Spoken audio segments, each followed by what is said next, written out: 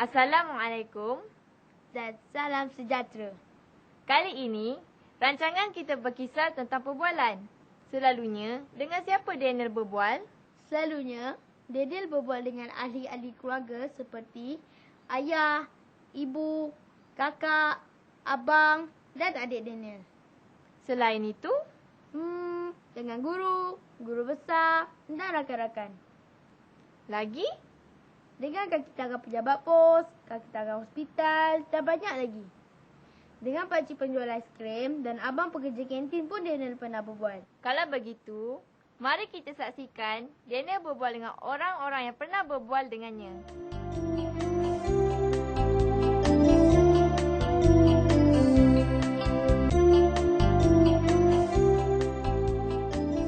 Semasa ayah sebaya dengan Daniel dulu, ayah pun menjual kuih juga. Nenek kamu miskin. Datuk kamu pula sudah meninggal dunia. Kasihan. Daniel bersyukur kerana ada ayah yang bergaji besar. Kalau ayah miskin pun, Daniel tetap bersyukur kerana masih lagi ada ayah. Ya, sepatutnya lah kamu bersyukur. Kakak juga bersyukur. Hidup kita senang. Semuanya tersedia. Abang pun begitu juga. Kita patut insaf.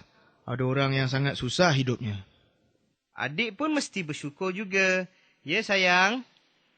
Daniel, manalah adik tu nak faham? Dia belum tahu apa-apa lagi. Tengok tu. Adik ni macam faham pula. Terangguk-angguk.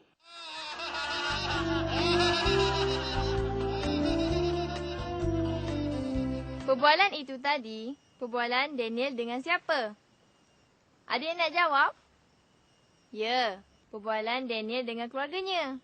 Penonton sudah pasti mendapat jawapannya, Kak Mira. Sebab apa agaknya Daniel? Mudah aja.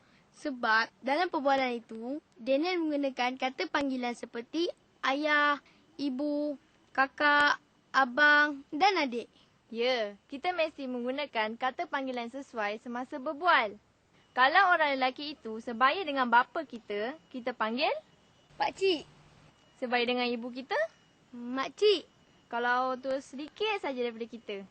Yang perempuan kita panggil makwa. Yang lelaki kita panggil pakwa. Sebab mereka lebih tua. Agaknya Daniel nak kena cubit. Daniel bergurau ajalah Kak Mira. Takkan tak boleh. Tahu takut. Jawab soalan tadi. Yang perempuan kita panggil kakak. Yang lelaki kita panggil abang. Ya, kita mesti menjaga tingkah laku kita semasa berbual. Berbuallah dengan sopan. Jangan meninggikan suara. Sekarang, kita saksikan pula perbualan Daniel dan Kak Mira semasa berurusan di pejabat pos.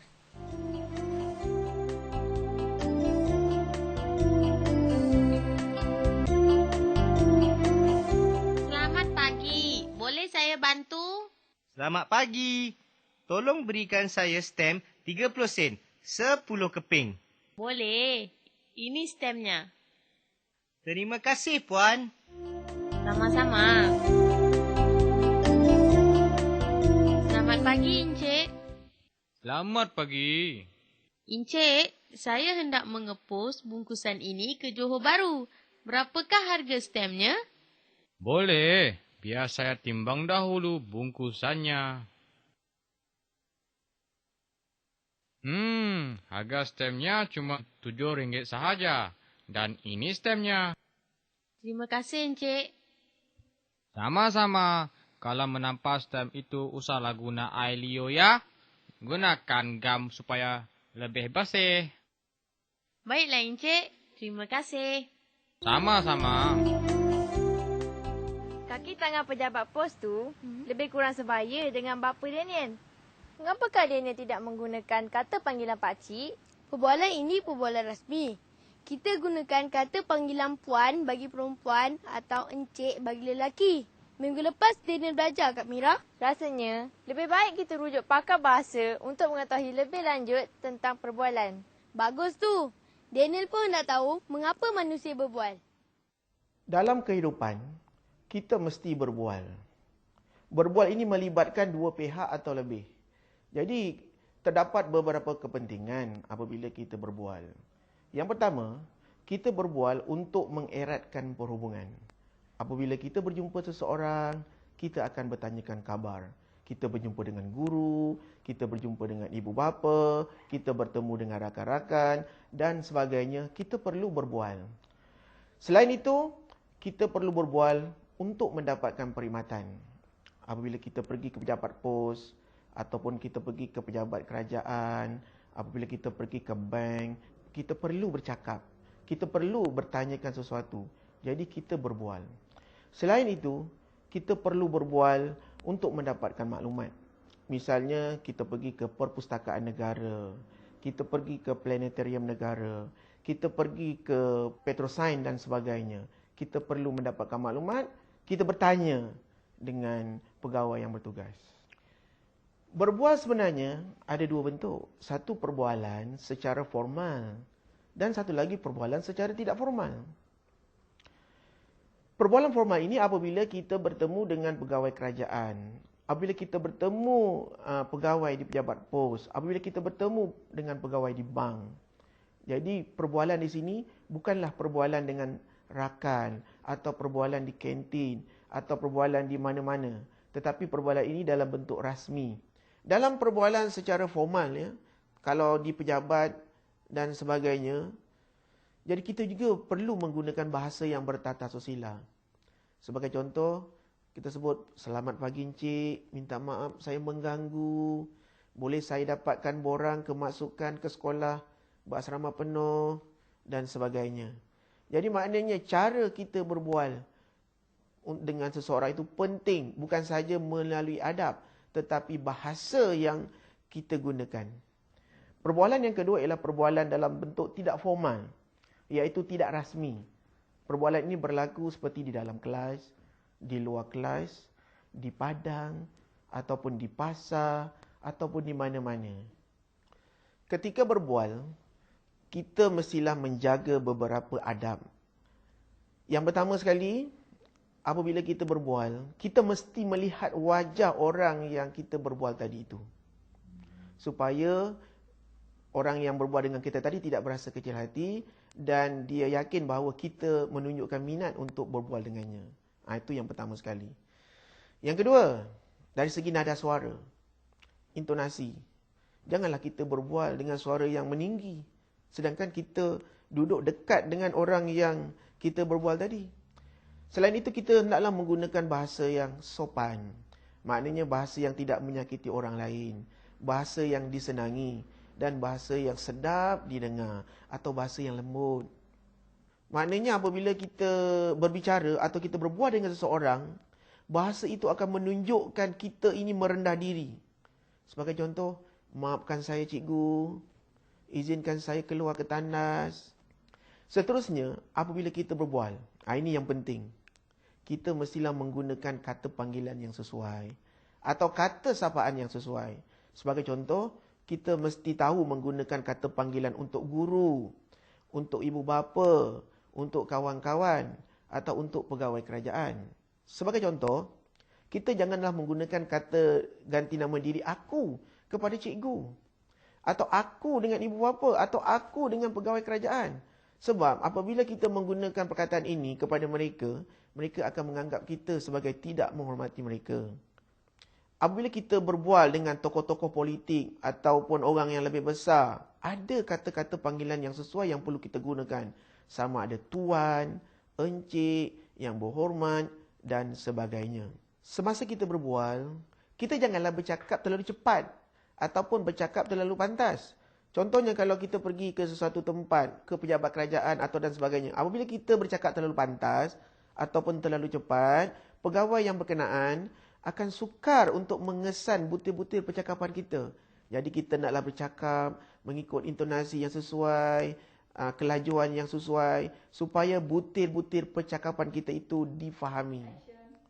Semasa kita berbual, kita mestilah menggunakan intonasi yang betul dan sesuai. Jika kita tidak menggunakan intonasi yang sesuai, bahasa ataupun maksud yang hendak kita sampaikan itu mungkin berbeza atau salah dimengerti oleh orang lain. Cuba lihat contoh ni. Inilah pengalaman saya, pelajar saya berkata, cikgu saya nak ke tandas. Cikgu saya hendak pergi ke tandas. Sebenarnya siapa yang hendak pergi ke tandas? Cikgu atau dia? Jadi kalau kita menggunakan intonasi yang betul, seperti ini ya. Cikgu, saya hendak pergi ke tandas. Tetapi kalau intonasi yang salah seperti, cikgu saya hendak pergi ke tandas, mungkin makna tu berbeza. Jadi apabila kita bercakap, gunakanlah intonasi yang betul dan sesuai dengan maksud yang hendak kita sampaikan. Dalam perbualan, kadang-kadang kita perlu mencelah perbualan orang lain. Hal ini mungkin kita kita menganggap bahawa ada maklumat yang perlu kita sampaikan pada masa itu. Jadi apabila kita ingin mencelah, kita mestilah memohon izin dahulu. Sebagai contoh, maafkan saya, boleh saya mencelah? Dan ini pun, apabila kita hendak mencelah, kita melihat situasi perbualan itu. Kita mesti kenal pasti waktu yang sesuai.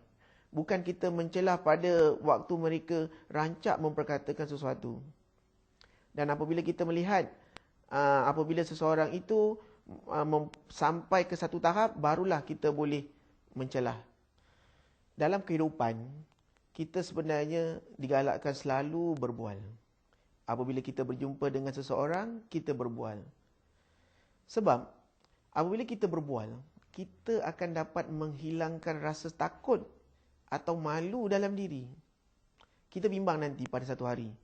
Apabila kita pergi ke satu tempat, kita tersesat. Oleh sebab kita rasa malu, kita rasa takut, hal ini sudah tentu akan mendatangkan masalah. Maknanya kita akan menghadapi masalah untuk pergi ke satu tempat. Jadi mungkin mengambil masa yang lama untuk kita cari sendiri. Jadi kita perlu bertanya. Selain itu, jika kita berbual dengan seseorang, kita bertanya dengan seseorang, kita bertanyakan khabar, kita akan dianggap sebagai peramah. Maknanya orang akan menganggap kita ini bukanlah kera sumbang. Dan orang akan menganggap kita ini sebagai seorang yang mesra.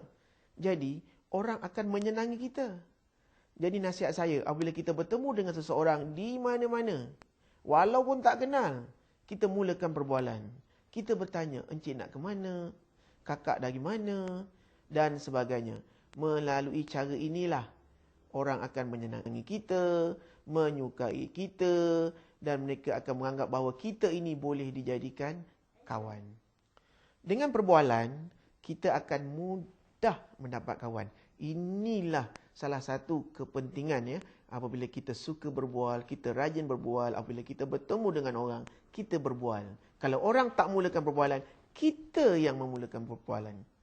Teringat pula Kak Mira, perbualan Kak Mira dengan Daniel sewaktu berkunjung ke rumah Daniel dulu. Oh, semasa Kak Mira melihat stem Daniel yang banyak tu ya?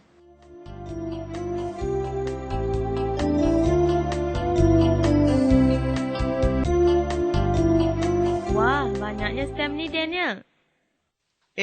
Kak Mira. Mana Daniel dapat stem-stem ni? Stem ni Daniel kumpul sendiri.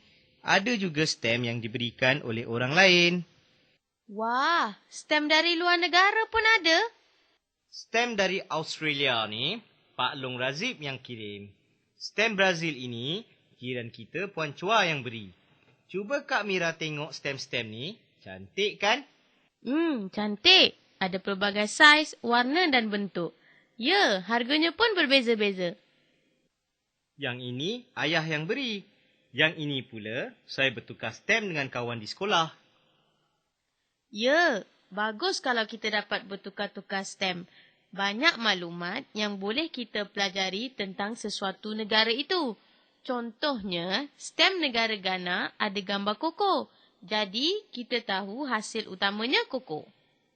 Kak Mira tahu tak sejak bila stem digunakan di negara kita? Ya, tentulah. Stem sudah digunakan sejak tahun 1824 ketika zaman penjajahan Inggeris di Tanah Melayu lagi. Waktu itu, negeri-negeri selat iaitu Singapura, Melaka dan Pulau Pinang menggunakan stem dalam urusan surat menyurat. Kak Mira, kenapa semua surat atau bungkusan mesti dilekatkan stem? Stem itu sebagai tanda bahawa kita sudah membayar harga perkhidmatan. Lain surat, lainlah harganya. Berdasarkan saiz, berat dan jarak surat itu hendak dikirim. Apa kaitannya dengan jarak surat yang dikirim? Kalau kita mengirim surat ke negara berhampiran, harga stemnya tidaklah mahal. Tentulah harganya lebih mahal untuk surat yang hendak dikirim ke negara yang lebih jauh. Stem mempunyai nilai yang berbeza-beza. Ada stem 5 sen, 10 sen, 20 sen, 30 sen dan banyak lagi. Stem negeri-negeri di Malaysia pun berbeza-beza ya Kak Mira? Ya, baiklah. Cuba Daniel tengok. Apa perbezaannya? Stem negeri Selangor ada lambang negeri Selangor. Dan stem negeri Melaka ini pula ada lambang negeri Melaka. Begitulah juga dengan negeri Perak, Johor, Sabah dan yang lain-lain. Bagus. Pandai juga Daniel ni ya. Janganlah puji sangat Daniel ni Kak Mira. Kak Mira tahu apa yang Daniel lakukan pada stem-stem itu? Daniel buat apa? Daniel pergi berjumpa dengan Makcik Zan untuk belajar cara menyusun dan menyimpan stem.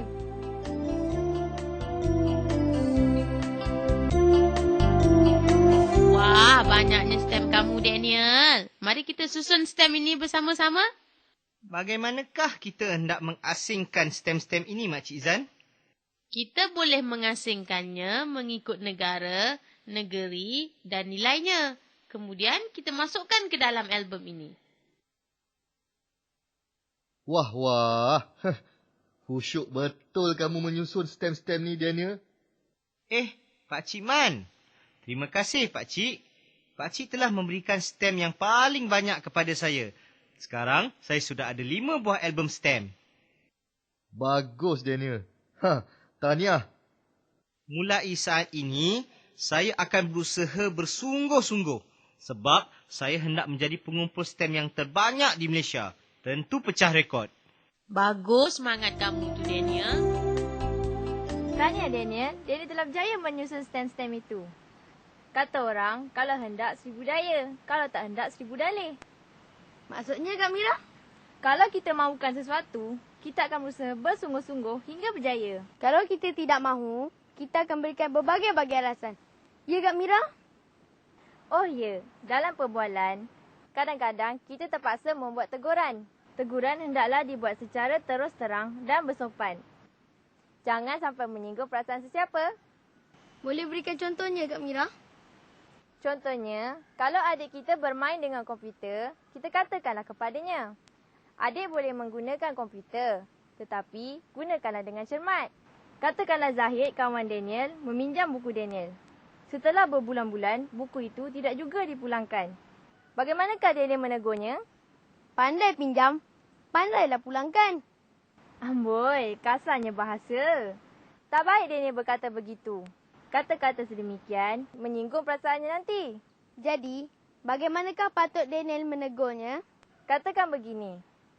Buku saya yang Zahid pinjam dulu, belum dipulangkan. Kalau sudah selesai membacanya, pulangkanlah kepada saya. Oh, begitu. Nampaknya, kita telah sampai pada penghujung rancangan. Sebelum berundur, Kak Mira ingin ucapkan selamat berbual. Perbualan dapat mengeratkan hubungan sesama manusia. Hingga bertemu lagi. Selamat maju jaya.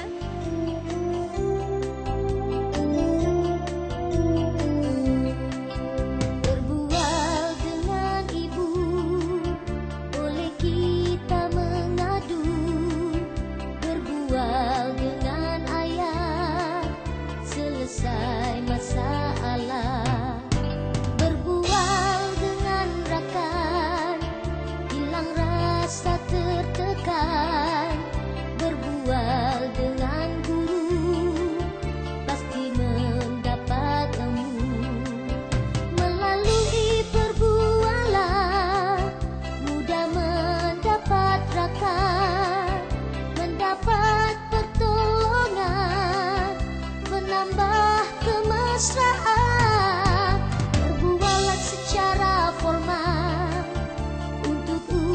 urusan rasmi, kata panggilan mestilah betul, urusan selesai pasti.